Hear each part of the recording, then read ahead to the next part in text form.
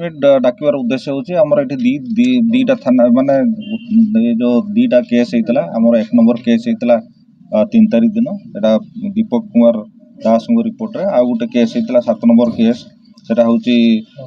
Jagannath विश्वालकर report रे से दीटा case हेतला जेहेतु से माने किछि चोर से माने घर भांगी करी घर भितर पसी ग्रोसरी आर्टिकल्स चोरी करथिले आ डेस्कटॉप चोरी करथिले आ किछि पैसा पत्र चोरी करथिले आ सेमान को काली जेहेतु मुदला 4टा को 3टा को धरा हितला 3टा रु आ रिसीवर 2टा टोटल 5 जन काली अरेस्ट करा हिची जिनस पत्र तांको पाखरु रिसीव कर सब रिकवरी करा हिची तेणु एई प्रेस मीट डका हिची एइति पई आउ हमर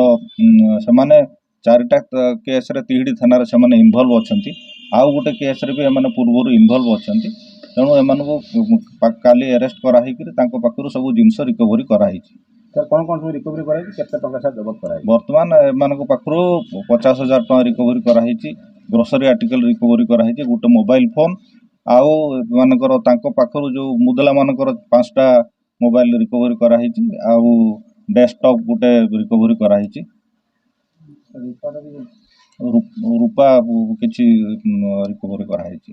बैंक सारा किछि संपर्क अछंती नाही एतिकी तो वर्तमान संपर्क अछंती एतिकी समाने माने 3 जन तो एक्यूड अछंती आउ 2 जन रिसीवर अछंती सेमानकु माने गतकाली अरेस्ट करा हिची आज फॉरवर्ड करा हिची।